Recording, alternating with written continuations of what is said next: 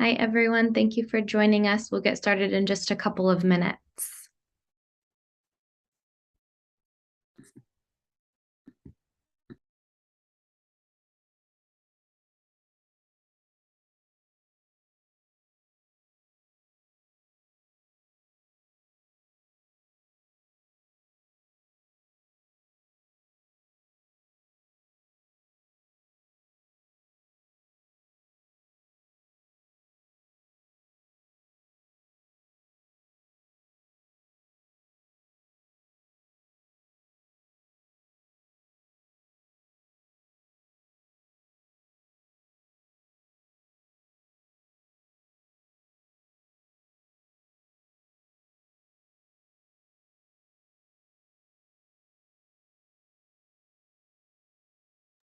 And Sophia, I'm going to make you a co-host, or actually, I might just make you the host so that you can manage to see if people need to be admitted into the room.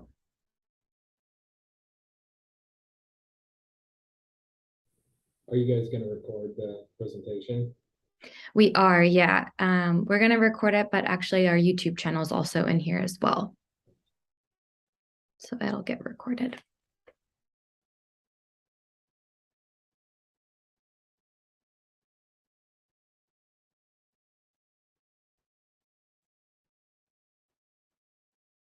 So Sophia, I'll make you the host, and then you can manage the recording and the waiting room, and then I can share my screen. Do that right now. Perfect.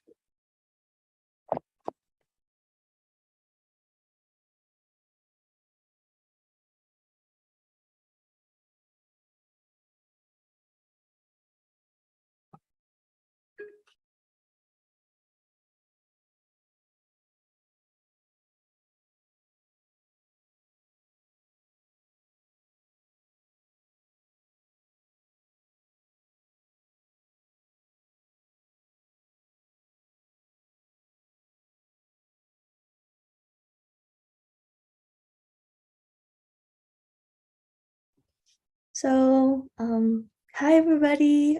Thank you so much for coming today.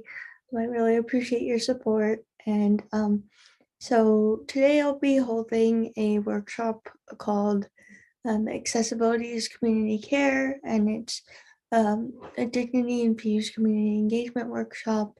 And I have been the community engagement intern and first accessibility advocate and consultant for the IVCSD Community Services District for almost a year now. And so this training will be shared with all of you as we build back stronger communities of organizations by integrating accessibility into everyday practice and work collectively to build the community we deserve together. Just so you know, we purposely, you can enable closed captioning during this presentation, and we have ASL interpretation as well. Please know that all the materials that we provide for this presentation, particularly the slides, speaker notes that I'm referring to now, will be translated into other languages, and this meeting will be recorded. So that's a little bit about me, but Sydney, could you introduce yourself? Absolutely. Hi, everyone. My name is Sydney Kessler, and I am the Community Engagement Director with Isla Vista Community Services District, and I have had the pleasure of working with Sophia for the last year. I just want to share that depending on where your organization is, this training is a really great opportunity for you to gather information and tools just to ensure that your programming, your events, all of your promotional materials are accessible and inclusive. The checklist that Sophia has created and that we'll share with you is something that I refer back to all of the time. Whether I'm planning a virtual event or an in-person event, I just really don't want to miss anything. And I'm the first to admit that I don't always get it right, and I'm continuously learning. So with that, thank you all for being here, and I'm looking forward to this opportunity to share resources and learn from one another. So thank you.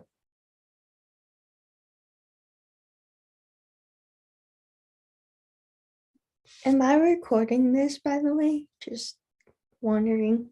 If you wouldn't mind recording, Sophia, just to have I see. double insurance. And And just record and record on my computer, is that right? Or yeah, that would be great. Recording in progress. And then if you wouldn't mind just checking the waiting room as well. let's see. I don't think there was anybody yet. I would have gotten a notification, I think. Okay, well, the first thing that I'm going to talk about is respecting and celebrating the diversity of our community, specifically in the disability community. We have unique intersectional identities and vulnerabilities, meaning things that we're more vulnerable to. And, we're at the forefront. We should be and must be at the forefront of opportunity, especially when it comes to improving resources and programs, and really thinking about more equitable, diverse future, right? And while responding to people with disabilities perspectives, insights, experiences. Unfortunately, these perspectives, as you know, because of ableism, are directly or indirectly neglected or ignored. And then speaking about how this community, right, that I'm a part of and many others are a part of, is a continuum and a growing community of human beings. We're a part of our society's natural and beautiful biological diversity. Therefore, one cannot plan affairs or have full representation of, the American workforce and so on, without considering and responding to the disabled experience.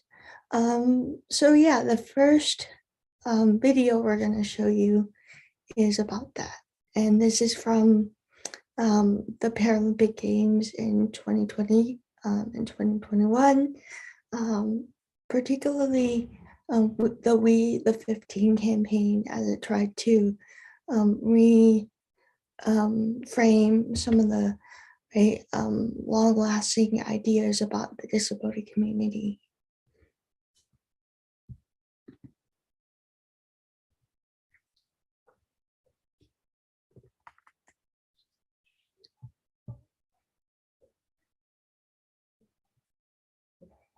I don't think we can hear your sound, Sydney.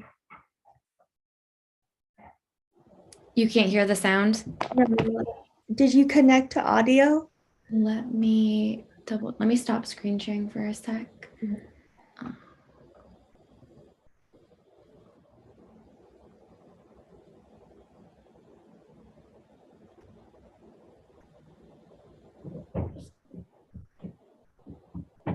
When you screen share the video, there'll be a little checkbox on the bottom to click. It's kind of small and easy to miss. Thank you. I told you, but yeah, it's okay. Okay, Don't worry, we'll be giving the slides to you all. You can do it with captioning later. is it under my Zoom settings or on the YouTube video? I think it's on your Zoom settings. Okay. Maybe connect to audio. No, it should be when you click share screen and you're choosing the screen you're choosing. On the way bottom, there's a little checkbox that also says share sound. Thank you. That's exactly what I missed. Thank you. Yeah. That's a helpful tip for. Okay, let me try it again. I'll start it from the beginning.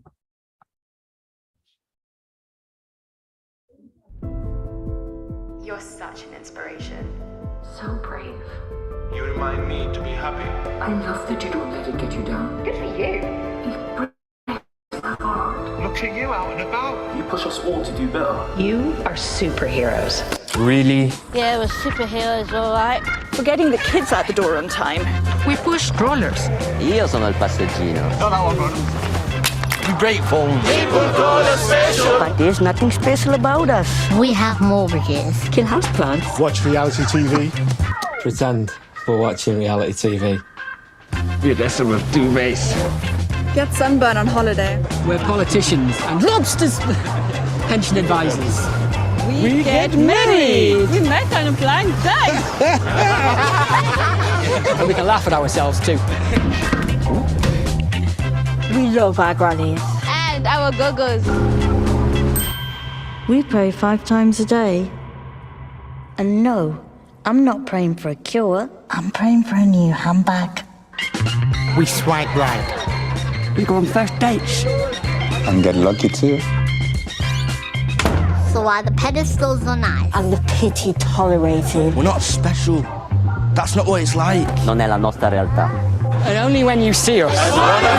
Wonderfully ordinary. Wonderfully human. Only then Can we all break down these barriers that keep us apart?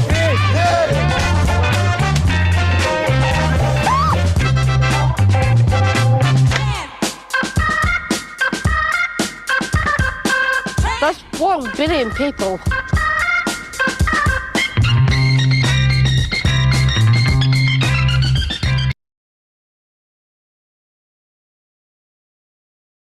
So sorry about the not putting the captions on, y'all. I should have also told you that, Denise, but if you could just for future videos, if you can make sure that the captions are on, that'd be good. But yeah, I just put the link to the video in the chat. And there's closed captioning on that video. It's a really good video. But again, just reiterating what was said there. So when we say nothing about us without us, we need to be at the forefront of opportunity. And it's not just putting people with disabilities or disabled people into an activity or disability only roles, specifically in the workplace, but it's also about giving space and always leaving space to allow disabled people to meaningfully contribute to the conversation, and knowing that having these proactive, right, and inclusive changes are part of a process, right? In short, this means actively seeking our perspectives. When we say disability demands justice, or right, equity, we mean this all the issues and all these opportunities, specifically how we are living in our communities. This affects about 15% of the community to a more intense extent, meaning every issue and socio-political phenomena of our time disproportionately impacts 15% of the population to a more intense extent. And so we simply need accommodations to navigate the world. That wasn't, by the way, built for us to really navigate the world around us on the everyday basis.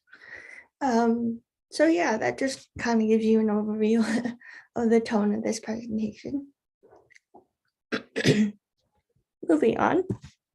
Next slide. You're so Sorry, 1 second. I'm trying to. No, press it twice. Yeah.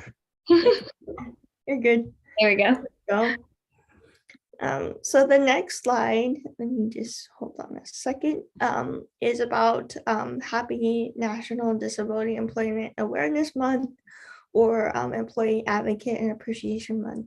So as we transition back to normative structures of interaction and work, but what I mean by that is in person, it is critical to evaluate and maintain the ways that technology such as Zoom as we are now, have provided many people, not just people with disabilities, accessible alternatives that weren't available or thought possible before the pandemic.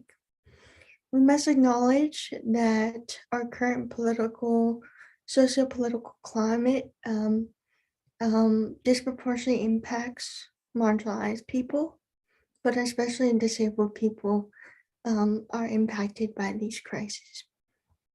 If physical spaces and opportunity structures continue to be inaccessible and perpetuate ableist practices and everyday ableism, it is extremely difficult for disabled folks not to be barred from career and leadership opportunities, creating a ripple effect and hindering everyone's collective commitment to attain economic stability, social connectedness, a sense of community and belonging, and value in the larger community.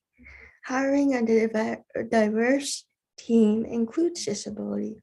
If you open access and encourage opportunities for leadership, all people, but especially leaders in the workforce, employers, etc., have an ongoing obligation to practice, prioritize, and educate each other, right, yourself, on the importance of accessibility in the workplace and the right to request workplace accommodations.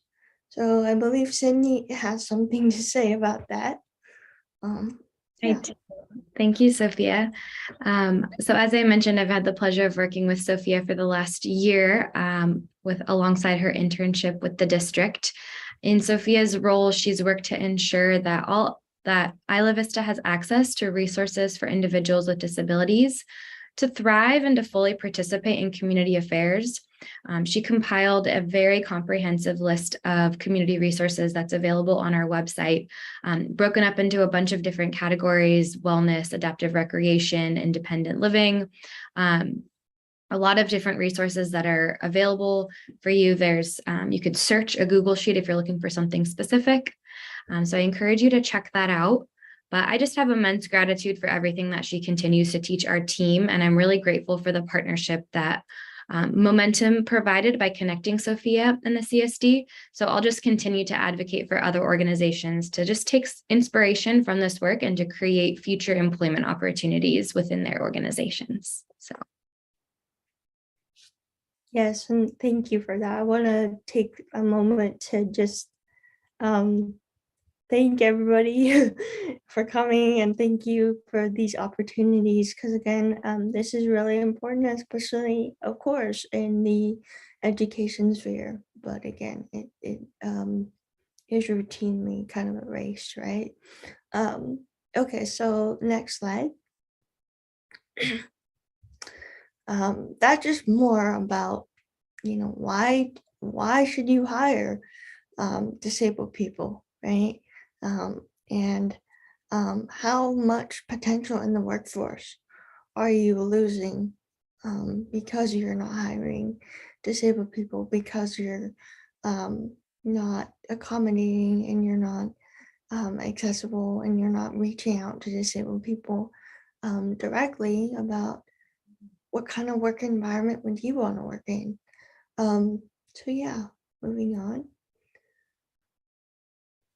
This is a disclaimer statement. So, and you can read what's on the screen, and I will after, but while I provide various techniques that promote universal accessibility and inclusion, this workshop in no way provides all the answers to combat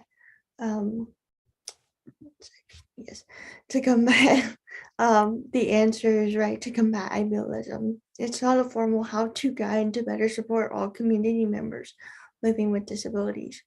It's important to note that the content and the structure of this workshop is derived primarily from my personal lived experience as an individual in the disabled community.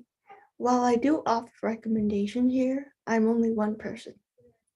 Again, emphasizing who's in the room, right? Every individual has unique suggestions, perspectives, experiences, and by the way, are different places in their disability journey. So knowing that Again, our community is extremely diverse. Every member of our community, regardless of how one communicates, must be included and feel validated. Whether you are a non-disabled person who wants to be a better friend, colleague, or educator and ally to the disability community, your intention and participation, either verbally or in the chat today, is critical to the success and proactive facilitation of today's workshop.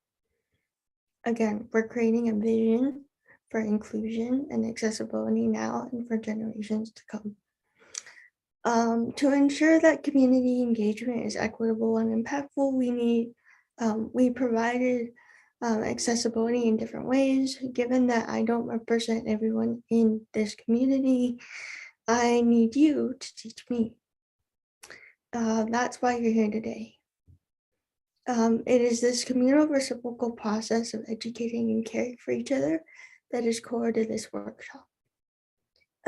We'd also like to acknowledge that many, or if not most people, are not educated on disability, the lives of disabled people, or disability history or culture. Because, as I said before, we tend to be erased as a largest marginalized, stigmatized population in society, and overlooked and our potential ignored, which, disabled people, deserve to be leaders in our communities. That's what we've done here. And if you think, right, that, of course, you're a part of this collective commitment, it'll be inevitably challenging, but this is how we move forward. Together, of course, this is a safe space to address your concerns, your hopes for the future, and correct your mistakes. Communicate your frustrations and ask questions. On behalf of the Isla Vista Services Community Service District, I hope this workshop will prompt you and inspire you all to start thinking critically about disability allyship, inclusion, neurodiversity, equity, either in the workplace or in educational settings, universal accessibility, so that we can build the community we all deserve that is more accessible and inclusive for everyone. And again, access is a process. I will just emphasize that, and a collective commitment. Next slide. So just to kind of give some context, like if this is the first time, you're entering a disability specific space and you're not, familiar with some disability terms, I'm going to go over a few of these. So the first is ableism, or able non-disabled privilege. This describes everyday discrimination that people with disabilities or disabled people experience and are not given access, such as participation, resources, and opportunities. And that is prioritized over non-disabled people, right? Non-disabled people are prioritized over disabled people. And ableism is the intentional or unintentional discrimination or oppression of individuals with disabilities. This can be institutional, interpersonal, or internalized.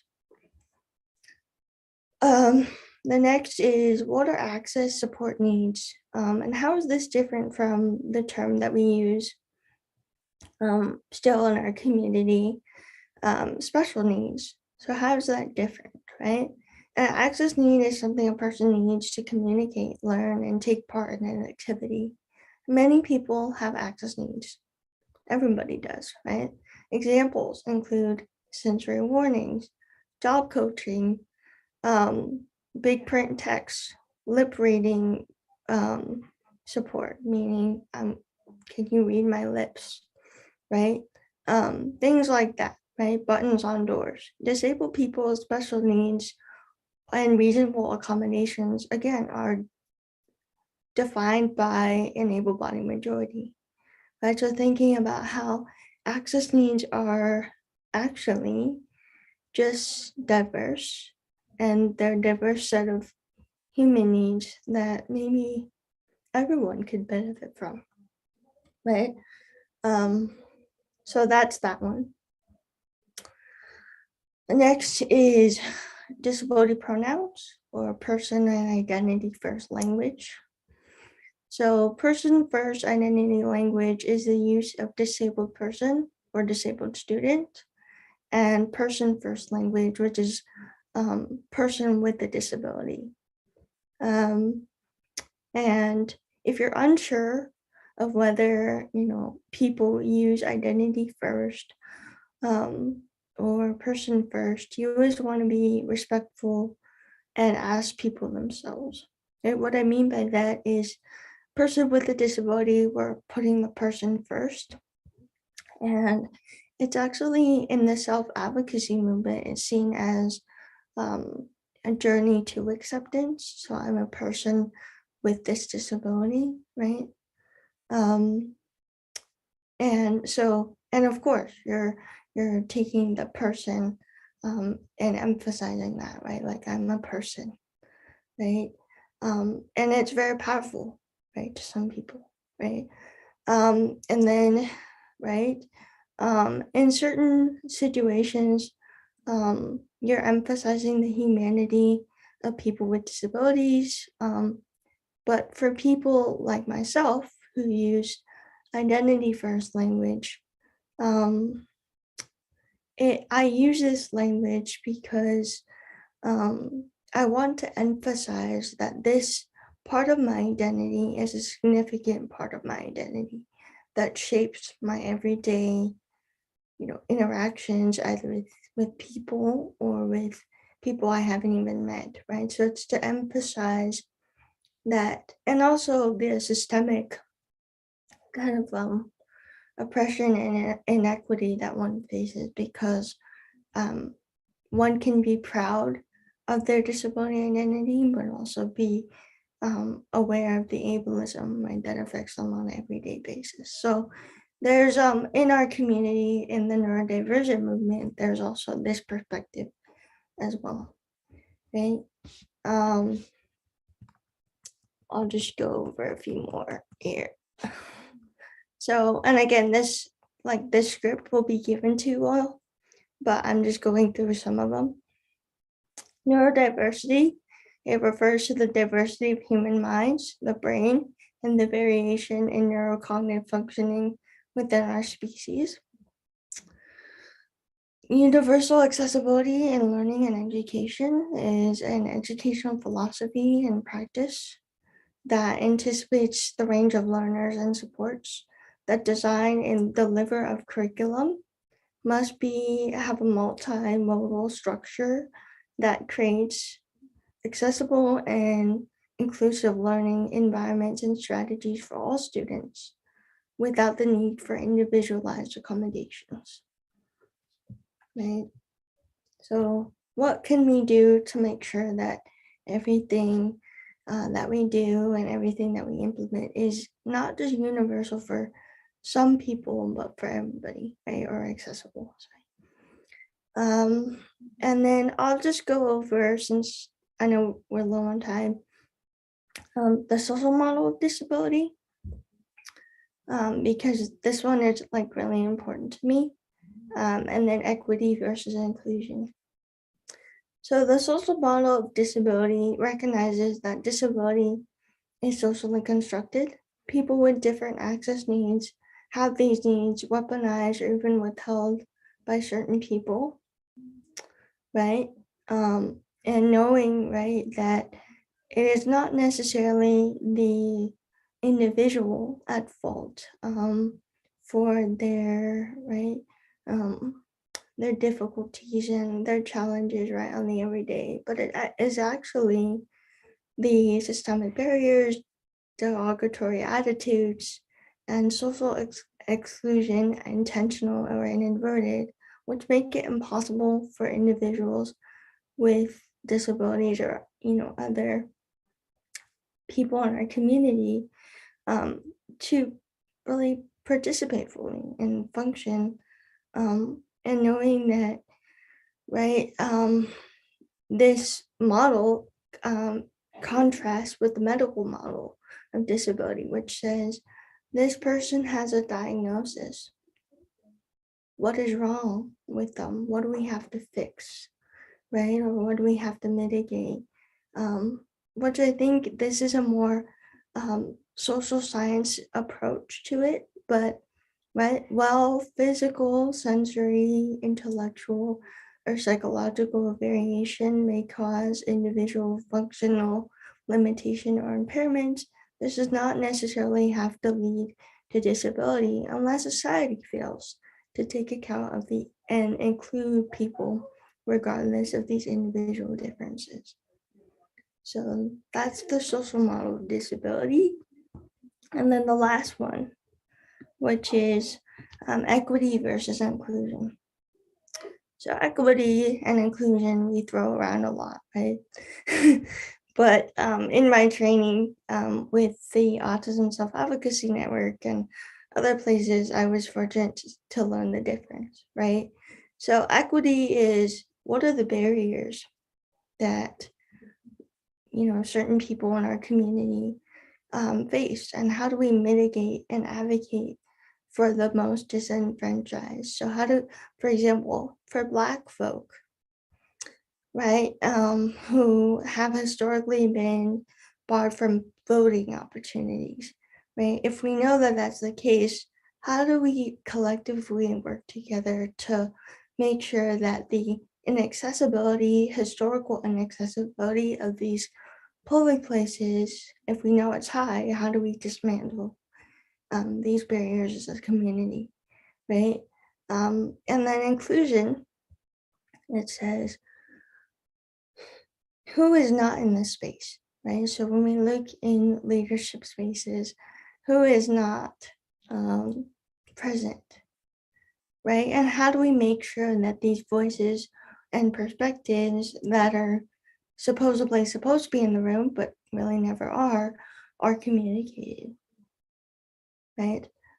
So yeah, that's just a few key terms, but again, I will be giving all these materials to you, so you can take the time on your own if you want to teach your students or teach your colleagues about them.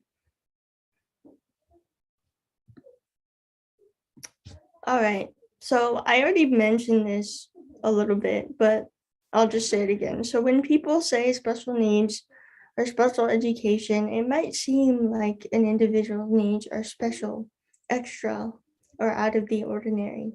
However, everyone has unique needs, including you, who may not have a disability, and experiences, ability levels, strengths, limitations. And so these access needs are actually human needs.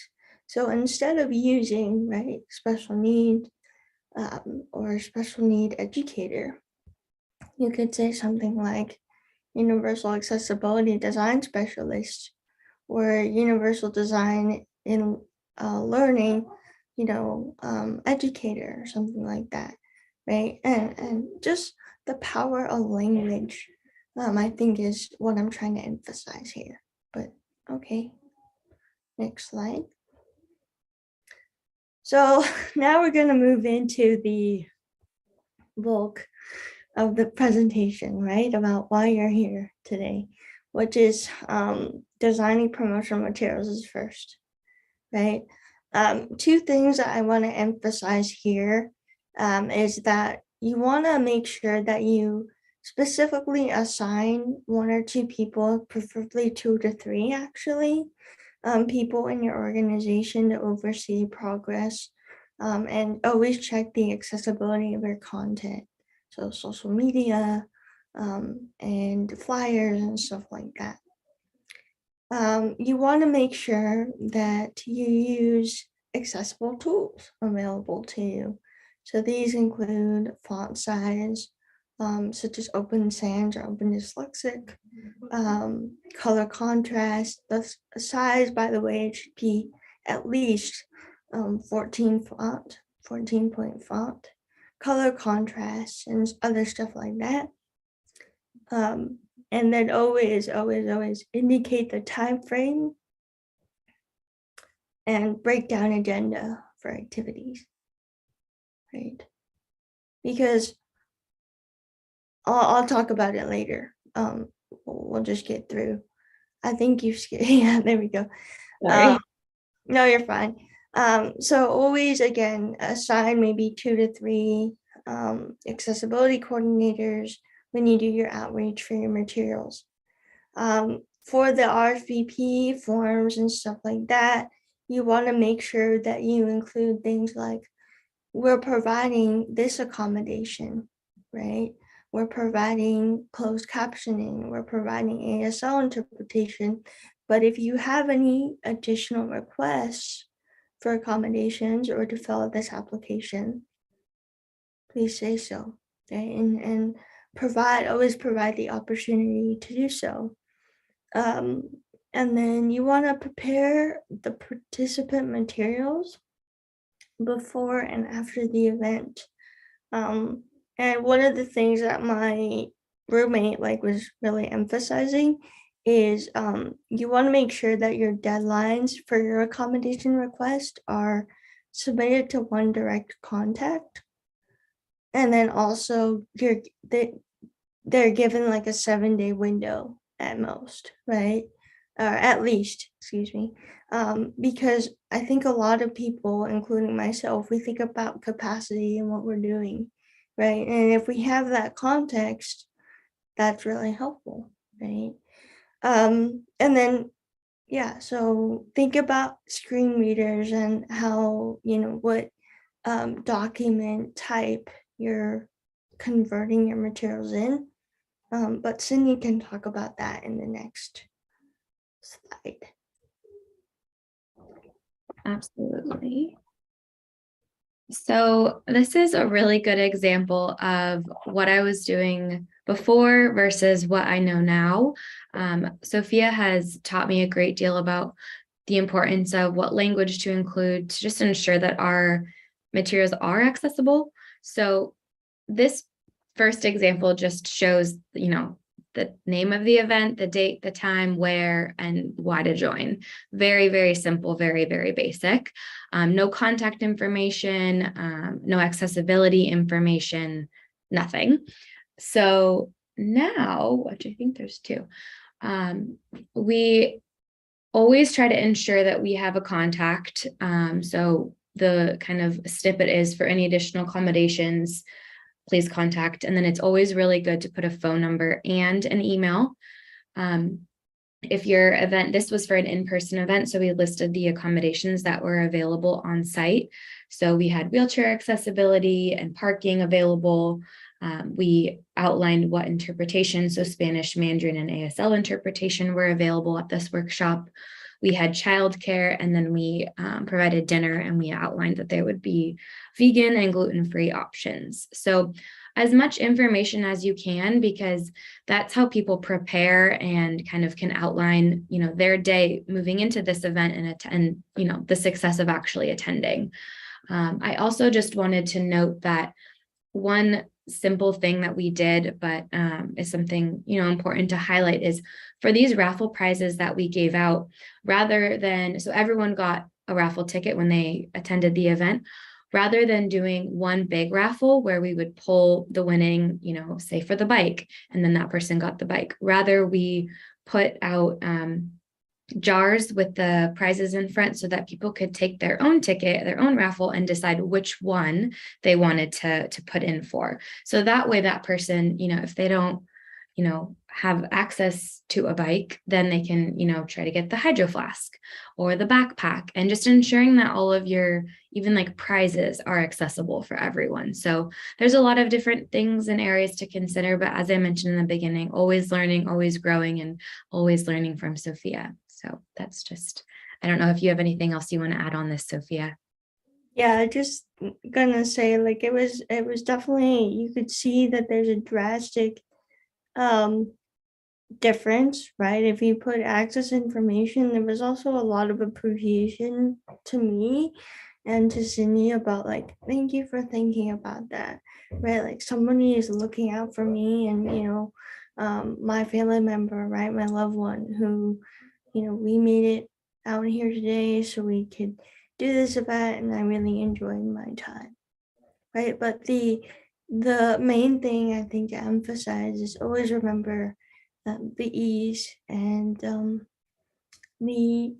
just the how people navigate an event and how easy that is or not. Moving on. Okay, so we're going to talk about social media posts briefly and uploading your videos and your recordings.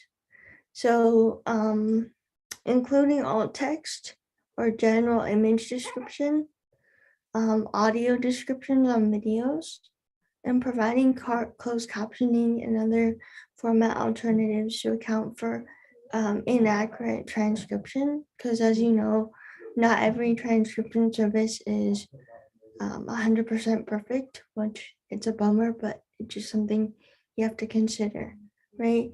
Indicate your tone of voice, right, when you write a post, because often you're like, are you excited? Are you sad, right? It can be hard to tell, right, for some people.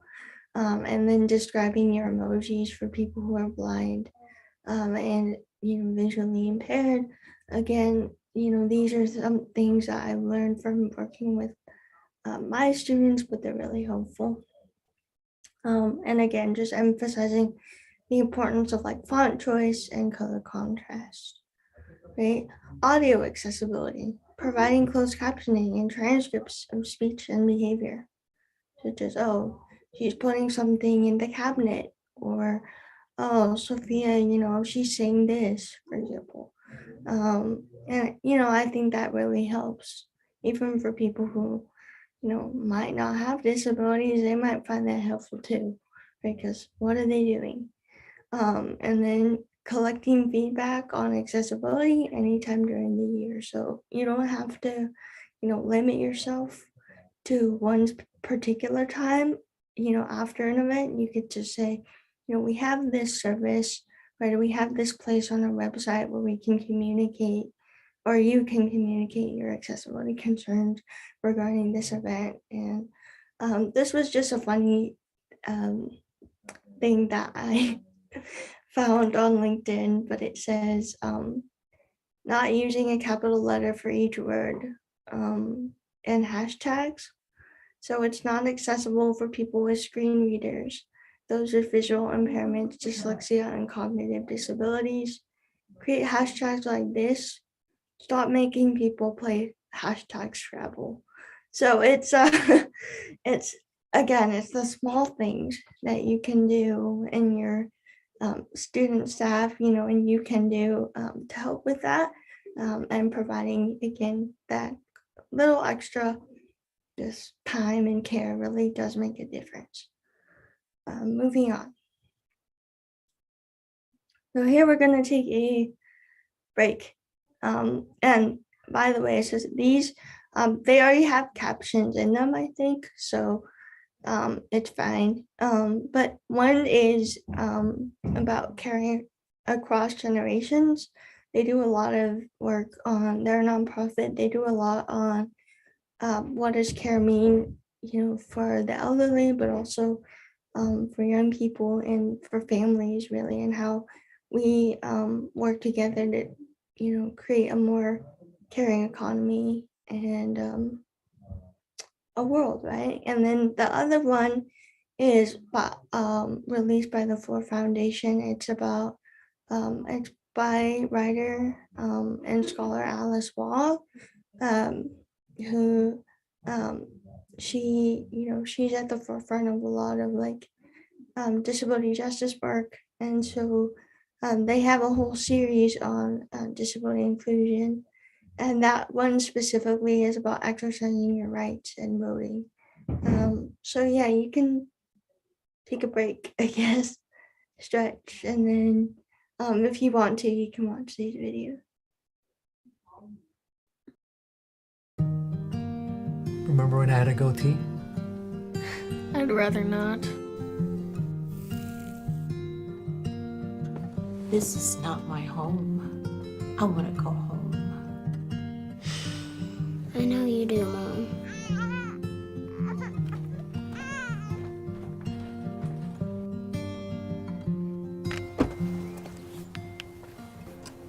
No luck getting someone to help you out with all this?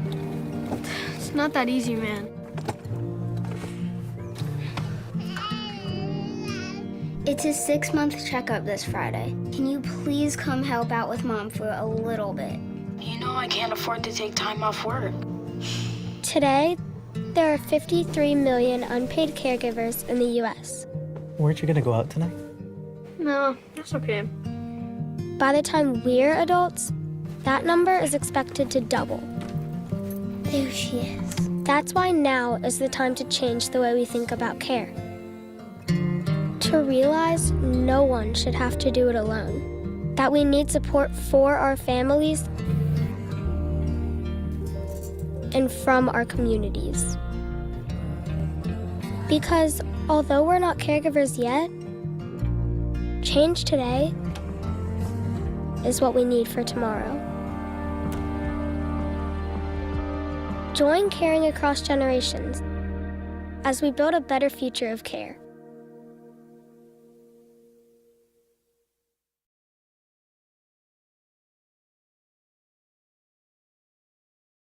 All people need to be able to exercise. People need to be able to exercise their right to speak out, their right to vote, their right to make their voices heard. Oftentimes, physical barriers, attitudinal barriers, and policy barriers really prevent people with disabilities to be full participants in our society. My name is Alice Wong. There are still a lot of barriers that people with disabilities face in political participation. For example, in 2012, over 30% of people with disabilities reported difficulty voting compared to 8% of non-disabled people. People with disabilities are still facing numerous barriers, whether it's at the polling station, whether it's filling out an absentee ballot, or whether they're even allowed to vote because there are people with intellectual and developmental disabilities, many of whom are under guardianship for various reasons. Many judges bar people under guardianship from voting, and I think that's another huge human rights issue. They may need assistance with decision making, but that doesn't mean they don't have an idea of who they want to vote for, or, a desire to vote for somebody. People with disabilities have a voice, whether it's an actual literal voice or not. People have thoughts, people have desires, people want to be involved. That's the work that needs to be done.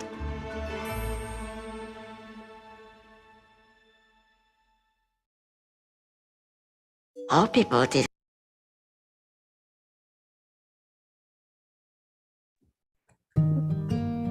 Remember when I think you hit it twice and it moves on. Sydney.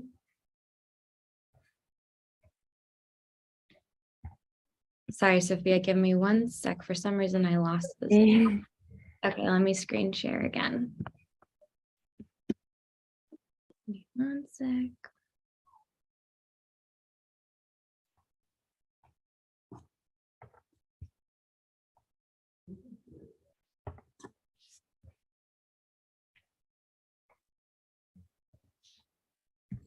So before we move on to my contributions or my sole contribution to this presentation, I wanted to emphasize how the culture of care and really the culture of disability justice and a more equitable workforce. No one can do that alone, right?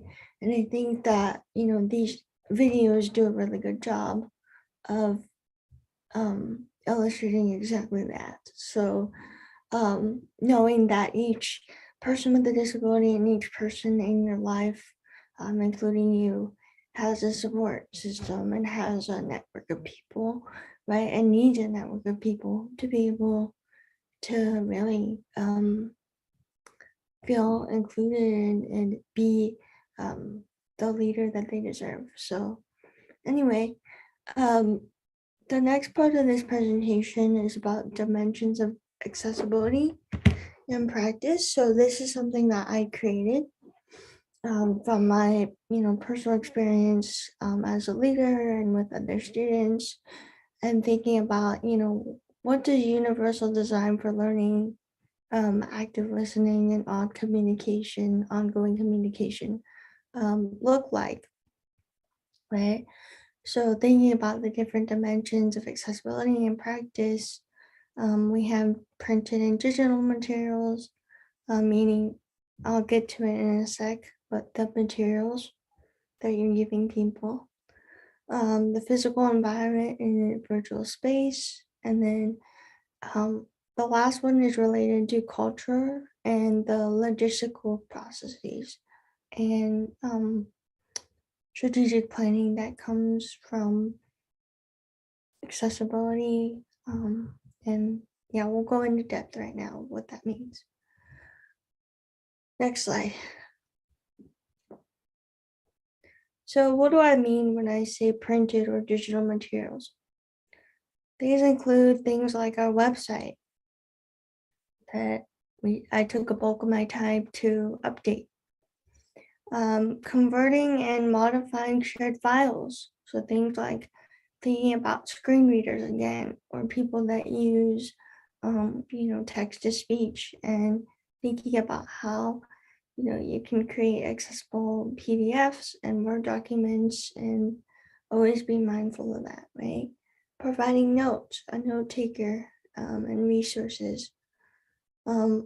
Having presentation slides available.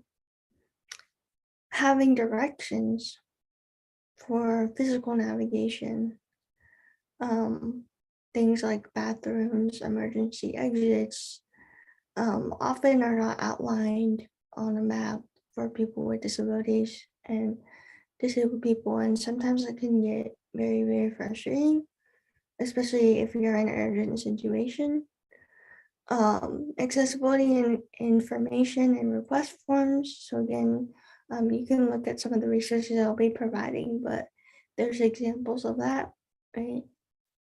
And then RSVP forms, like we did for all of you, and then feedback forms and things after the event, right? Next slide. What do I mean when I say core principles, logistical and operational processes, and strategic planning? So this means to inform community values, open avenues for connection, principles and guidelines that inform and develop into an ideal or aspiring organizational culture. These practices include things like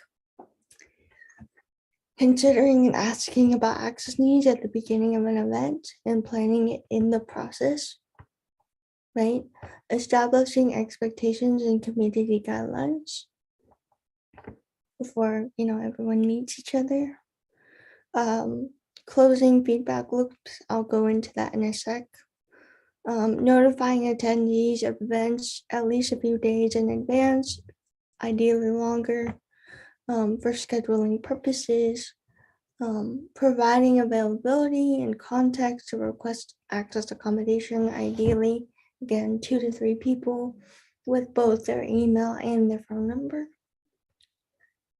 Being transparent about writing and debriefing emails after events or meetings, and being considerate and respectful of inequities and access barriers that we typically, right, we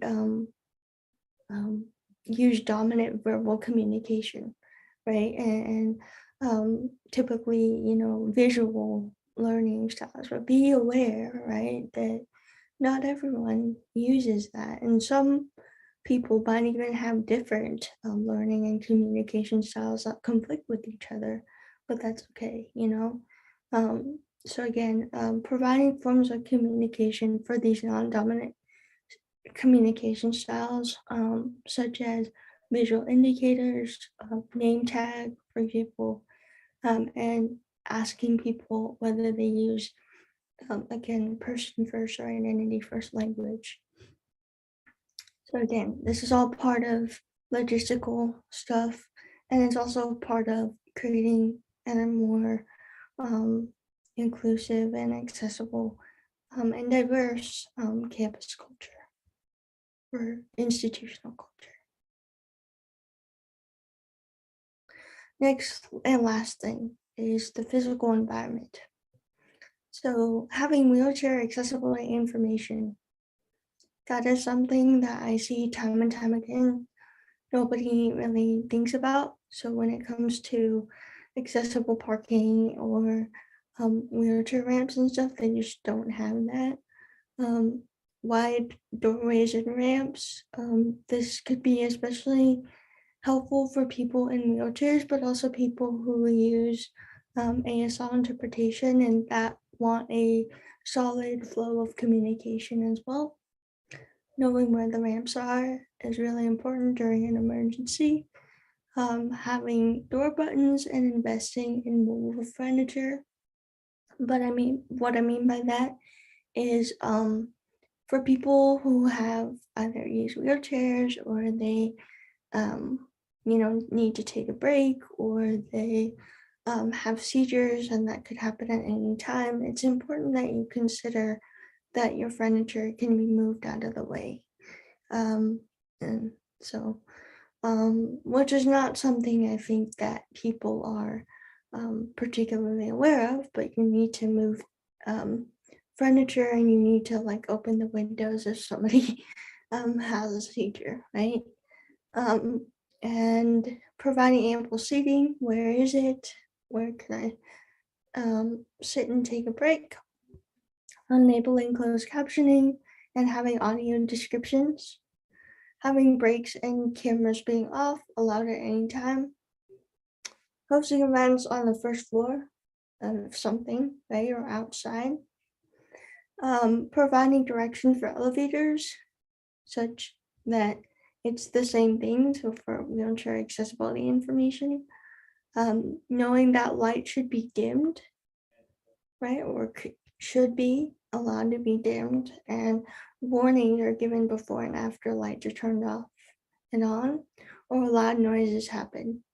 For people with sensory needs, hypersensitivity, things like that, right? People, they often don't think, they're like, what, Sophia, why are you always in the dark? And I'm like, well, if it's too bright, I get like my head hurts, right? Or I can't focus, right? And then encouraging a scent-free attendance to avoid triggering allergies and again, hypersensitivity. But again, these are just some of the examples, but yeah, they're really important. Next slide. Okay. Last thing I'm gonna go over, I'm not gonna go over like every single one, but sorry about that. I'm not gonna go over every single one, but this is important, right? So attempting to speak clearly, slowly, and with enunciation for automatic captioning services like CART to accurately transcribe. So my students was like, you're talking too fast, I didn't get that. Okay, I'll slow down. Does anyone have any questions? Can be transformed as a question into what questions or comments do you have particularly about this topic, right? This particular, right? And facilitating that one-on-one interaction and using, right, the waiting room function or using that kind of way of, right, monitoring the one-on-one interaction, because sometimes, these things can be very personal and private for the time being, and you want that, right? So, and then having like a third party facilitator can be helpful.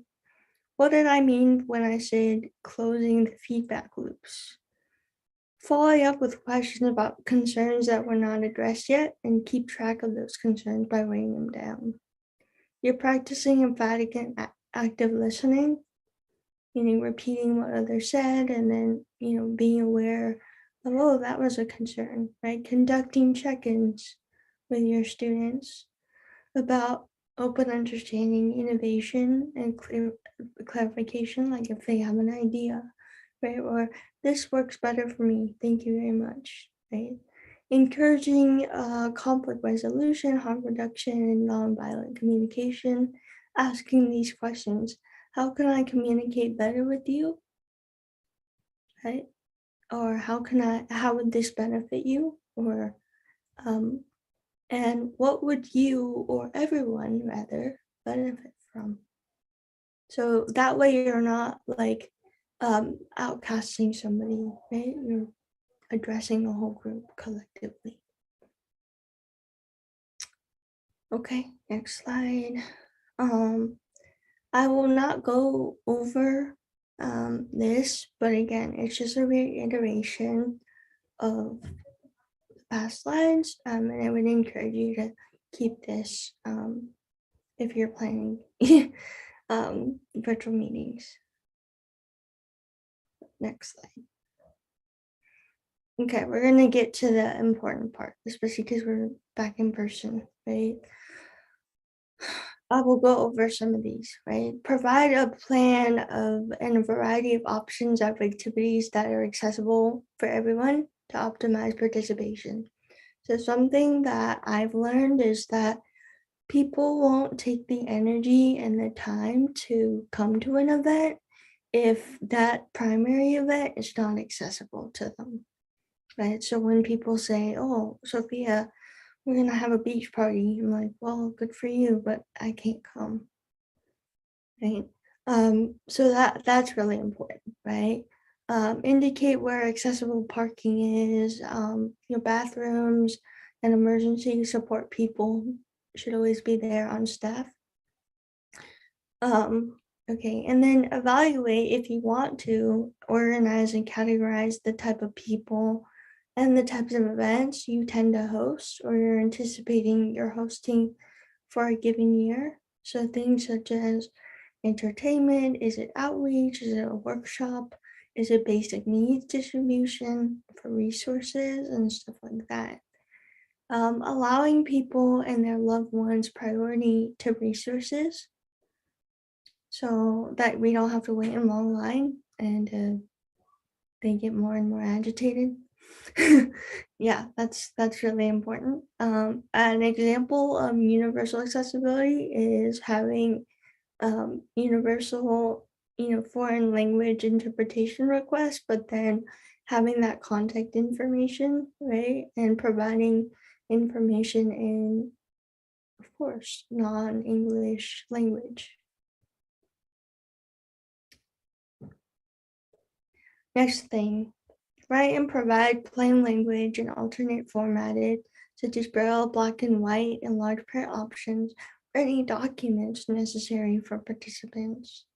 This may include RSVP and registration forms, accommodation information or request forms, listing your care network of contacts, feedback forms for after an event, navigational materials and directions and instructions, speaker descriptions and bios. So if you're having a panel and you want people to have that context of who's speaking, we did that for one of our events at UCSB, but it really did help, right? Because then they didn't have to research these people themselves. And then sensory feature details. So are you turning on lights? Are you having loud music?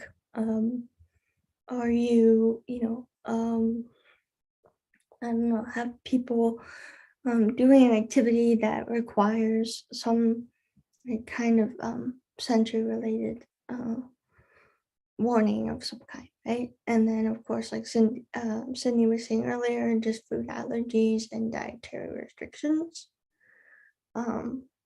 Yeah, again, that's an example of universal accessibility because protects everybody.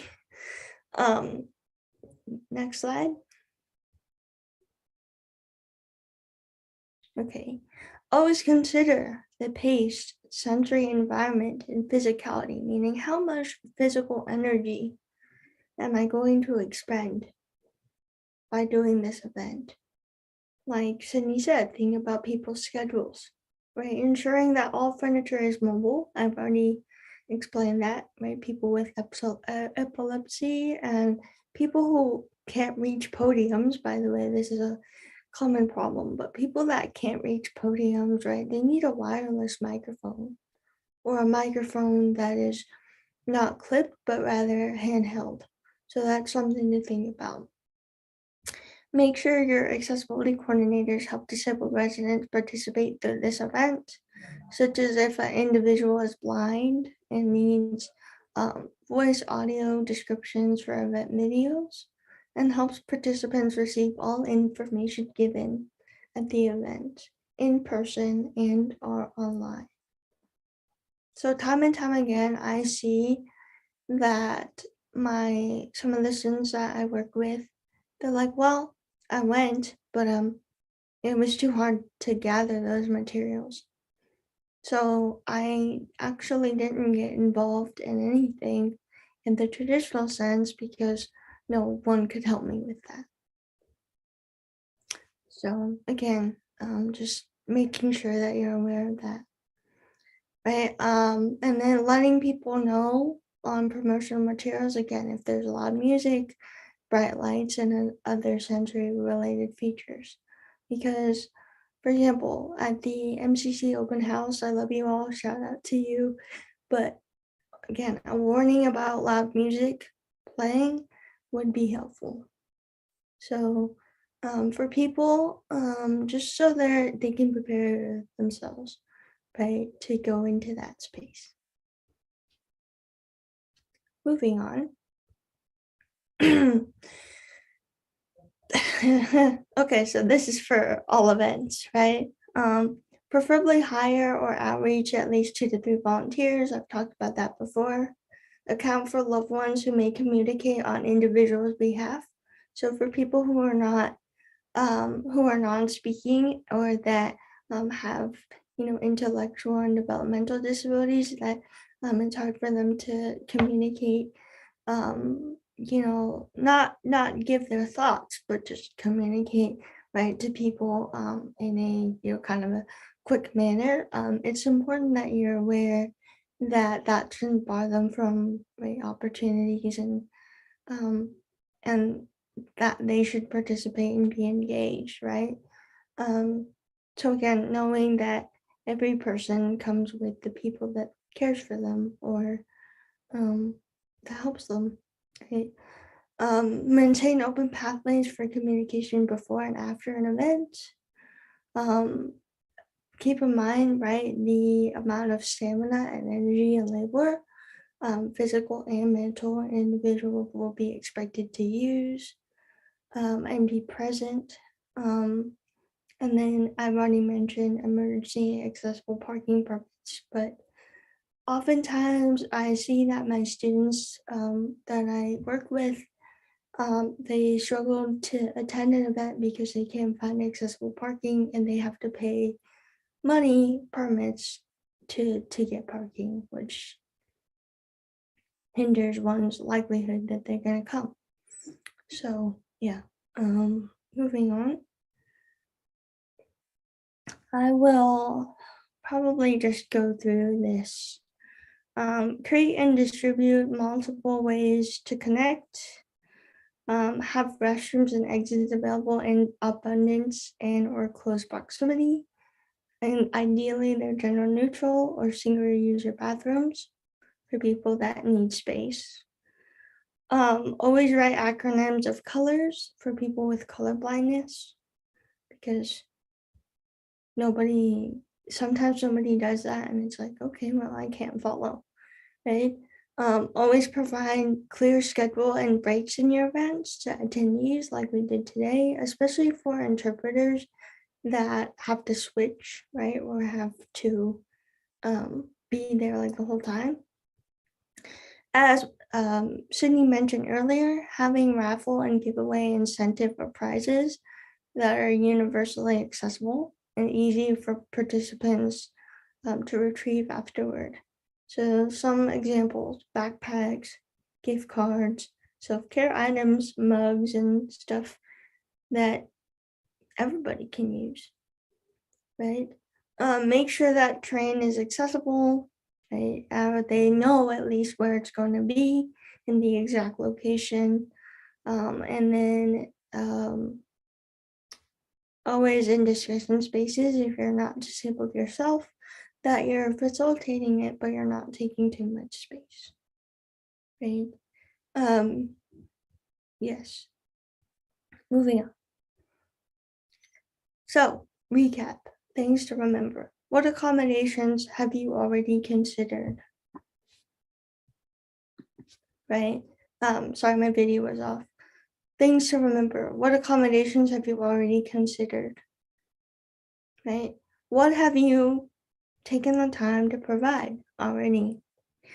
Who can people contact? 2 to 3 people, preferably one main point person, to submit requests for additional accommodations while also providing their care network contacts.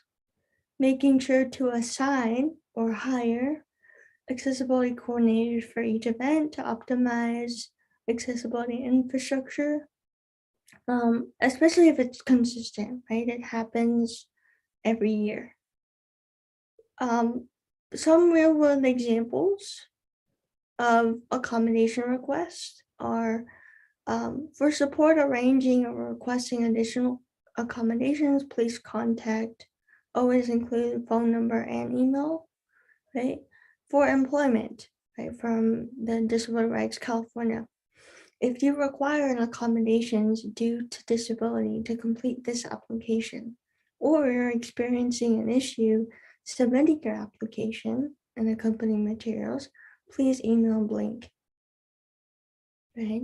And having oral or text options so that a person can conduct an interview or can submit an application. Sometimes the biggest barriers is just getting through an interview, which I don't think a lot of people think about, but like going through an interview, right? Or filling out an application for colleges, for example. It's just something that I think I've learned that a lot of my students struggle with when they're applying for my commission or for the commission that I'm on. So I typically provide a statement like this and then provide like an oral interview option or something like that, right? So again, right, ask yourself, would I myself invest my energy and stamina doing this activity? Is this series of activities enjoyable and comfortable for everyone? Remember, legal compliance and building inclusive institutions or spaces does not equal on the ground experiences or true day-to-day reality of ableism and interactions. So knowing that also legal compliance does not equal happiness, right? And one's capacity to actually enjoy and engage in an activity, right? So yeah, moving on. Okay. Always remember to listen and appreciate the impact, the time, and mental energy. Again, it takes a person and their insight and wisdom they give you from their lived experience. Always be respectful of the autonomy and privacy of an individual's physical mobility, psychological, cognitive, and sensory and communicative needs, while also including them in fostering community. Remember, accessibility is an ongoing process of community care and a collective commitment, not an afterthought. Legal compliance, again, does not equal happiness, nor does it equal joy and or ease of difficulty of one's on-the-ground experience of everyday ableism, right? Distributed materials and accessibility should be created and discussed collectively. Who? By and for disabled people who are the experts themselves and of their own body, right?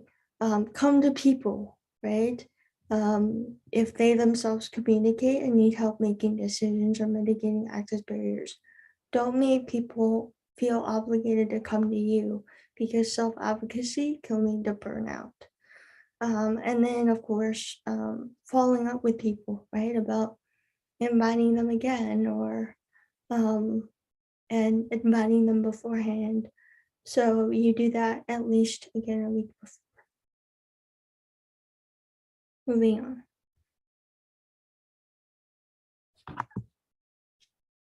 So now we're gonna have a Q&A. Feel free to ask me any questions or send me any questions. And yeah, if you have to leave, that's totally fine. I totally understand. Thank you.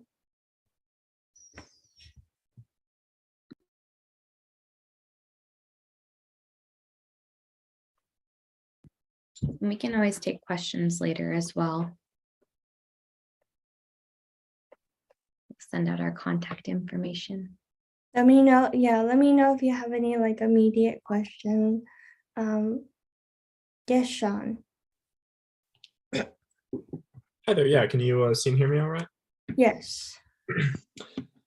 So my question is, if you have any suggestions for how smaller groups who don't necessarily have significant resources could most effectively institute like maximum accessibility into their organizations. I'm a member of a couple on-campus organizations that don't necessarily have too many resources.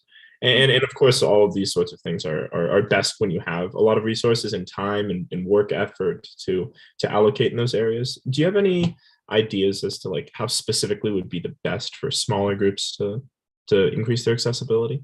Yeah, so I'm glad that you asked this, because I'm actually a part of a student group at UCSB who also has very limited resources and very limited funding. So I know firsthand just like, how do we do that if we don't?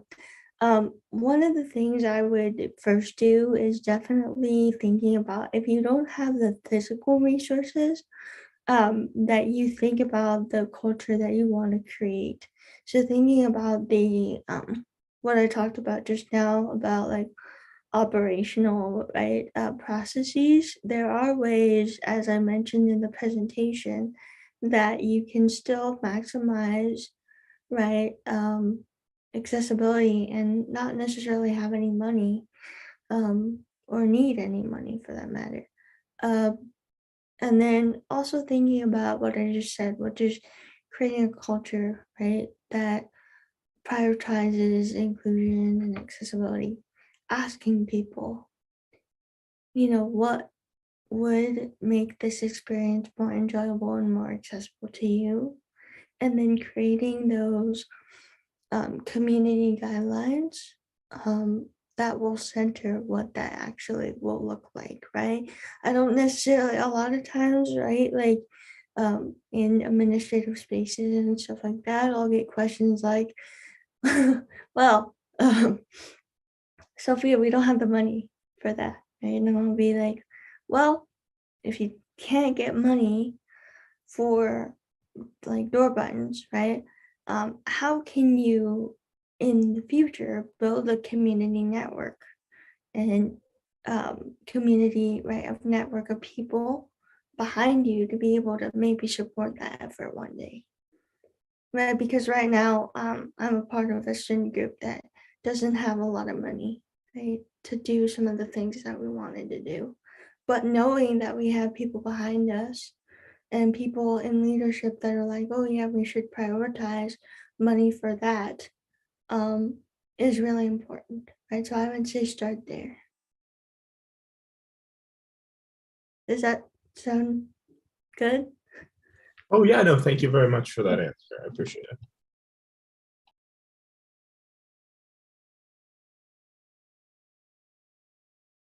And Bo, do you have a question?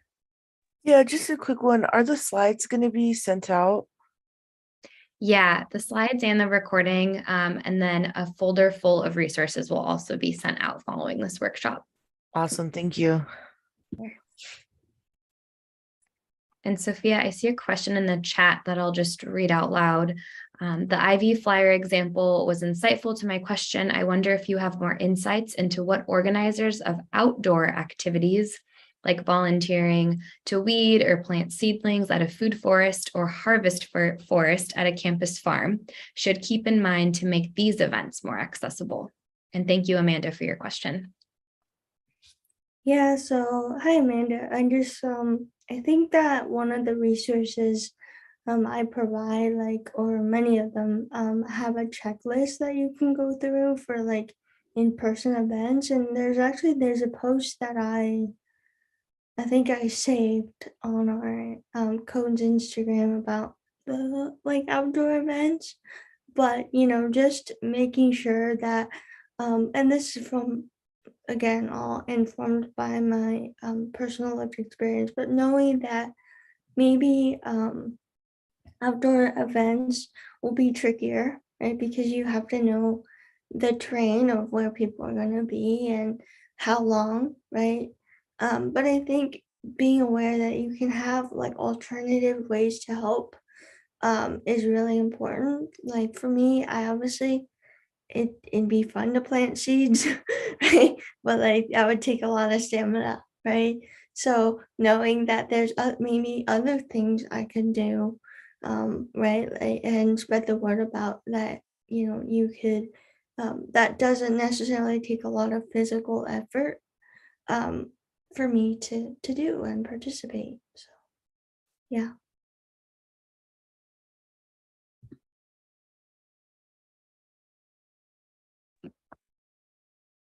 Other questions? Excuse me. Any other questions?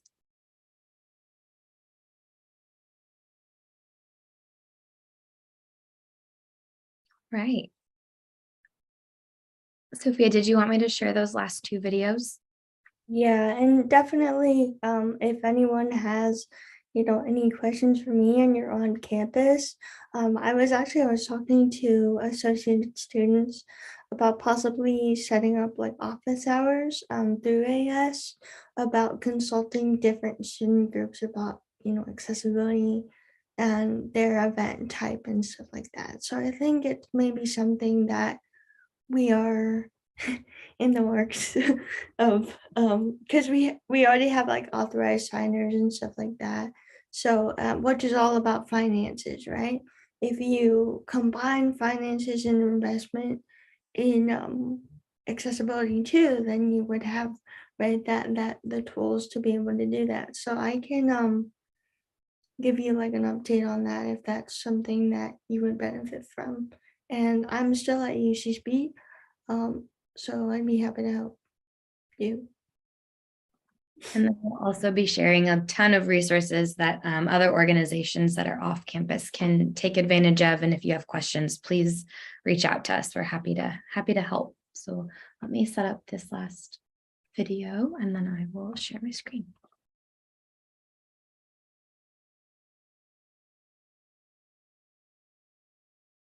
Well,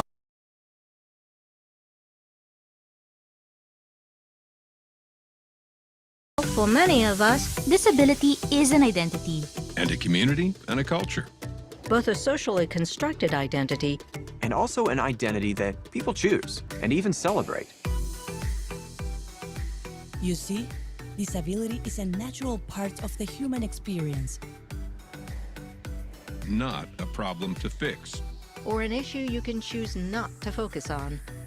So, why is it important to see it this way? Well, 15% of the world's population is living with a disability or disabilities. And each of those people have parents, or siblings, or children. Disability can and does affect all of us. It cuts across age, race, gender, and ethnicity. It's something you can be born with or acquire at any point in your life. And because disability itself is hugely diverse, there are infinite ways in which we live and experience the world. We often talk about the importance of bringing your whole self to the table. But what happens when part of who we are is less welcome? when we value people without disabilities over people with disabilities. This is called ableism. Ingrained attitudes continue to degrade and stigmatize people with disabilities. While it's common to use language like insane, or lame, or dumb, these terms label people with disabilities as deficient and inferior and undermine our collective work toward justice. Now, on top of understanding the effects of ableism, there's something else that's important to know. Although disability can affect all of us, it does not affect all of us equally. Inequity is exacerbated for disabled people who are members of other minority groups. When you take racism, add a slice of ableism, and then some patriarchy on top, well, then you are crushed by our systems. So, if you were a person of color, a woman, incarcerated, living in poverty, or in more than one of those groups, you are much more likely to have a disability. And people of color with disabilities are the most likely to live in poverty and be unemployed. But there is good news. Everything that's wrong with our society was a set of choices. And the beautiful thing is that together we can make different choices. So together, let's take another deep breath and imagine. What choices can we make to truly accelerate full inclusion? What choices can we make to collectively dismantle ableism? What choices can we make to fuel our march toward social justice? There is so much. You can open up the conversation, ask questions, and listen and learn. To move past our collective fear toward action. You can create a safe space for disability identity, including your own. You can ensure that people with disabilities are involved in decision-making and agenda setting. You can center the priorities of disabled people in your advocacy. And commit both time and budget to making all your organization's activities accessible and inclusive. You will make mistakes. And it's okay. But don't let fear hold you back. Together, we can celebrate how our differences make us stronger. Unite us, in fact. Together, we can talk about what each of us contributes and honor our interdependence. In making our systems and structures, our communities, culture, and language accessible and free from discrimination. We won't have to imagine what a just world looks like any longer. Because together, we will have built it. There is no justice without disability.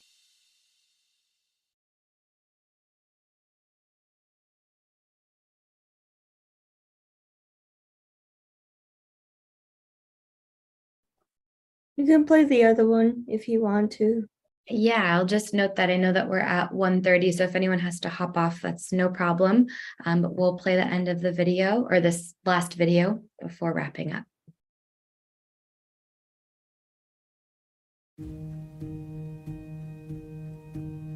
One in 5 people in this country is a person with a disability. It's interesting to walk down the street and count off every 5 people that you see. That's one of my people. That's one of my people. There's another one of my people. And to realize how broad the definition of disability is. There is not a civil rights issue today. There's not a community. There's not a demographic. There is not an issue impacting marginalized communities that does not have a disproportionate impact on the 57 million people with disabilities in this country. My name is Rebecca Coakley.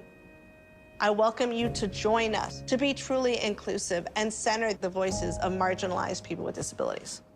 Here would be a couple of my suggestions about how to live your values. Hiring people with disabilities in roles that are not just disability specific. People are policy. It really matters who's at the table. And when you have a diversity of thought at the table, when you have a group of people that represent as wide a definition of the American experience as you can, it changes things. Ensuring that as you're doing events and activities that you're including statements around accessibility and who to contact for reasonable accommodations at your events. Making sure that you plan events at accessible locations. One of the things I continue to hear is that people are like, well, disabled people never come to our events.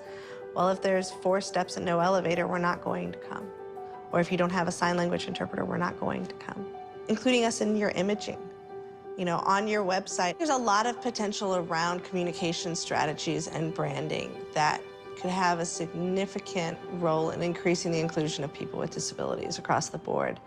And it really is about moving beyond just the traditional images of people with physical disabilities.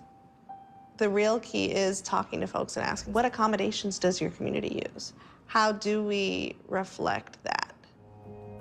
This is not a call out, this is a call in. It definitely is about saying specifically, as we're doing social justice work, how is disability included?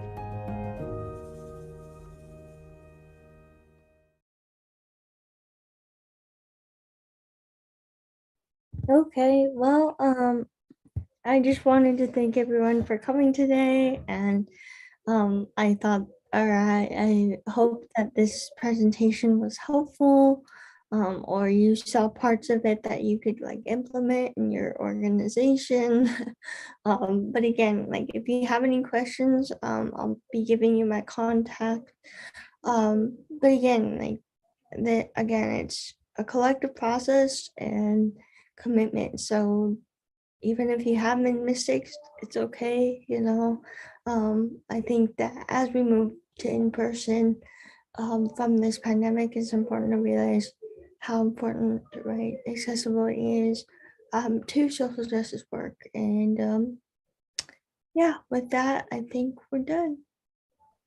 Thanks, everyone. Have a good rest of your day and a wonderful weekend. Bye.